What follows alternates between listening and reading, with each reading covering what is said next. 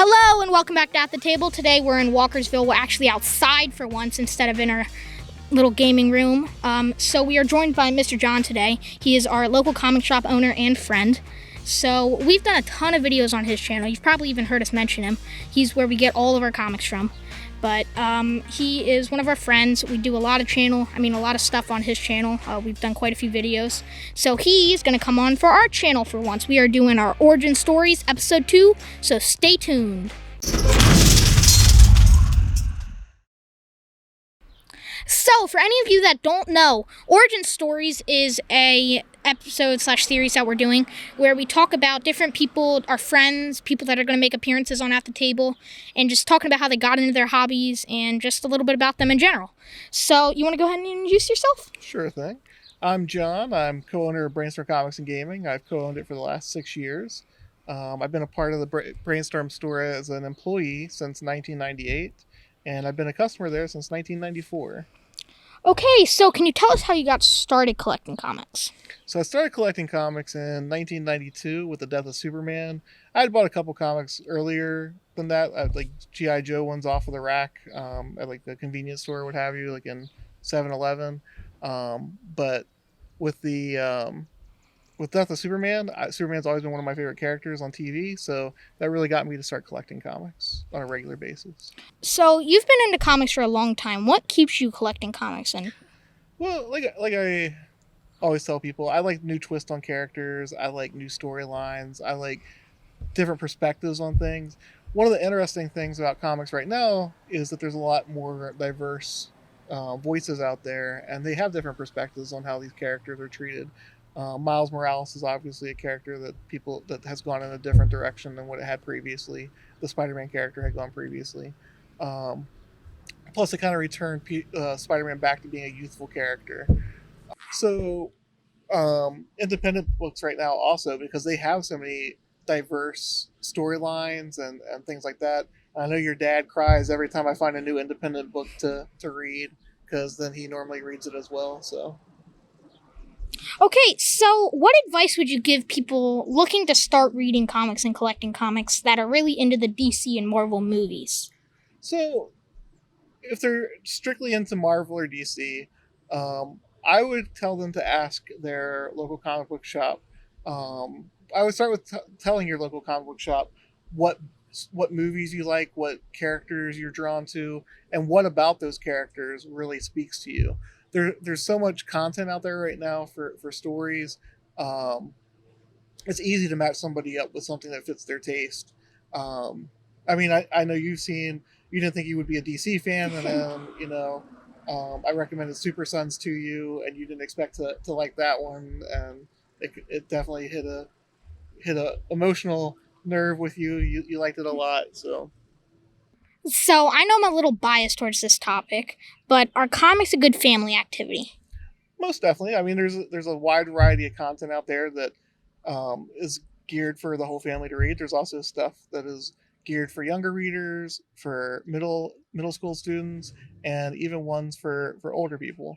For instance, I know that I recommended Super Sons to you, Yep. And that kind of spoke to you in a way that you didn't expect at first, because you weren't a big DC fan. You were kind of mocking them. Yeah, you're right about that. But the cool thing about them is they were both like 12 and 13 years old, which is just a little bit older than you, and I'm sure that spoke to you on a different level also. And I know your dad also gets a huge amount of enjoyment out of seeing like your eyes light up when you read like the new Venom or what have you. And then me personally, I've started taking the Scooby-Doo Batman mysteries to my son, and he doesn't know how to read, but he pages through the books, and he makes up his own stories as he goes. And he goes, "Oh, look, there's Fred, there's Daphne, there's Scooby," and he enjoys it on that level as well. Okay, so tell us how you got started with Brainstorm Comics and ended up a comic/gaming owner. So at first I had a subscription with another store, and they messed up my order several times. So I came over to Brainstorm. That was probably my senior year of high school. So I didn't get to talk to the previous owner that much at first, because I went off to college, and my dad was nice enough to, every time they would come visit me, he would stop by the comic book store first and then bring bring the stuff up to college to me. Um, but once I got done college, I was in the store and I heard Dan talking about how he needed somebody to work for him. And I went up to him and I was like, hey, I'm your guy. At that point, I was reading everything. And when I say everything, I mean literally everything. I got pretty much everything off the wall. So from there, like I said, I started working for him. Within a couple years, I was managing the store, doing the orders. I was doing pretty much everything but writing the checks at that point. Um, and then 2010, 2009, the financial crisis happened, and he couldn't afford to keep an employee at that time. So I went into banking, and then a couple years later, he told me that he was looking to sell, and thankfully, I was in a position to take advantage of that. Okay, so what's it like running a shop, and how is it different from just normal collecting? So, you don't have as much time to read. I would tell you that. There's a lot of people who think that as the owner, you just prop up your feet and sit back and read the new books and have fun. And I wish that were the case, but that unfortunately is not the case. Um, Basically, I divide up my week into like different components, ordering things, whether it be board games or comic books or what have you. I try to read at least one or two books a week. Unfortunately, I can't read what I used to. Like I said, I used to literally read 50 books a week, and I just can't do that anymore. Sometimes I don't even hit the 1 to 2. As I mentioned in the other question, I have a 2-year-old at home, so I don't have as much time to read there either. The stuff I read at home is more geared towards what he's interested in than what I'm interested in. Um, but hopefully, we're making him into a future comic book reader, and we'll get him up to that level. Okay, so tell us the toughest and the best thing being a comic store owner. The toughest thing I would say, the toughest and the best thing are tied together. You see everybody on a regular basis, so you become friends with them, and you want to help them out, and you have a more personal relationship with them than you do like a grocery store or a mall or what have you.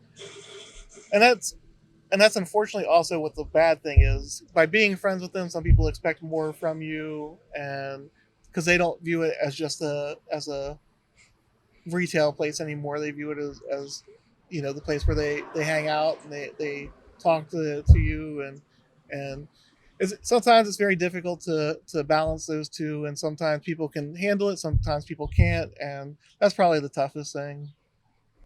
So, as a local comic shop owner, you have a lot of online competition. You have Amazon, digital comics, and a bunch of other stuff like that. So, why is supporting your local comic shop and local gaming shop important? What's Amazon? No. So I say this to everybody in terms of Amazon. Amazon's going to be there. There's nothing you can do about Amazon. Can they beat our prices? Most definitely. Everybody knows that they can. So you have to think about what you offer that Amazon doesn't. So one of the things that and I know you've heard me say this, is Dungeons and Dragons players. Some of them go, I can get the books cheaper on Amazon. To which my reply, and if you want to complete the line for me, you can. If not, I can complete it. Sure, I'll complete it. Go knock on Amazon's door and play Dungeons and Dragons. So the reason we're actually filming outside right now is because we have people inside right now playing games. Mm-hmm. Yeah, we have a couple Magic players in there getting ready for the Modern Horizons draft that we're going to do tonight.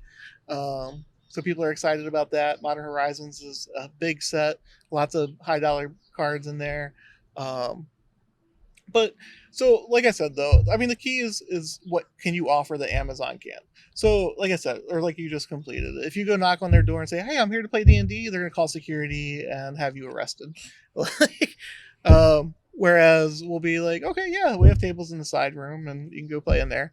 The other thing is, when you go to a comic book shop, you meet other people who also like comic books. Amazon's algorithm is great for making some suggestions, but they're not absolutely perfect. Sometimes they are way off the rails on some of their suggestions. I'm sure your dad has seen some, like, why would you even think I would like this in any way, shape, or form? And don't get me wrong, like, I definitely get things wrong as well. Obviously, you can't be 100% right about what somebody's going to like or dislike. But you also meet other people who have like interest to you, and if you're here on a Wednesday, you meet a lot of people who are very passionate about the comic book um, collecting, and we have guys stay here for an hour and a half, and just talk about not just comic books but their life and things like that. And I think that's the important thing. People aren't just customers here; they're real people, and I think that's the big advantage to comic shops or local gaming shops over Amazon. Yeah, so we see that a lot. I mean, we came in just doing D&D. Then we met a ton of different people. We went into Magic. And we met a bunch of family friends here. And we also got into comics mainly because of you and because we were hanging out here so much. And it's been really fun. And you see it a lot. It's just a really great community. I think that's one of the cool things is that, to put it in the terms of like your gaming channel, is a lot of people kind of form like an adventure party within the comic book shop. Like they meet people and they form close relationships, and like I said, it's a adventure unto itself to be in these hobbies. So yeah, so what is your favorite comic or superhero of all time? Superman is my favorite. He's what got me into comic books, like I said. But Green Lantern is the one that really made me stay with comics because of the impact that the death of Superman had on his comic, and that's really what solidified everything for me. Is that story like branched outwards, and you would expect like the cornerstone of the DCU for his death to have that kind of impact on the whole universe. And I've told you and your dad that that's what's really exciting me about the DCU right now, is that the DC comic books universe is that they're so tied together that the books all impact one another. You don't have to read everything, but there's a much larger narrative going on out there. On Turning the Page this week, Chandler and I talked about how it's kind of weird that the Marvel Cinematic Universe is all closely tied together, but their comic books seem kind of like disparate right now. And the DC comics are all very closely tied together, but their movies are definitely more disparate. So, but that's Superman is my favorite character, followed very closely by Green Lantern. Okay, so what is your real life superpower? My real life superpower is finding connections with people and helping them find what they want within the store. Sometimes I can't help them, and I try to be honest with them when I can't, and a lot of them appreciate that. They still end up coming back to the store on a regular basis, even in those. Most people just want to be treated like people, and you be honest with them, and thankfully, we've built up a strong reputation, and so I think that's my superpower, making connections with people. Okay, so let's close out by giving viewers in our area a plug for the store.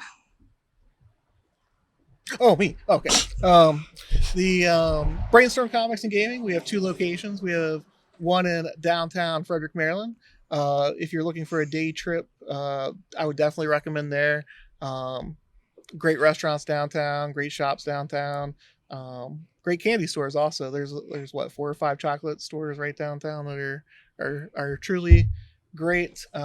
So if you're looking for a day trip, I recommend down there. If you're looking for a more all-inclusive experience in terms of like gaming or back issues, I would definitely recommend our Walkersville location. It's a much larger one.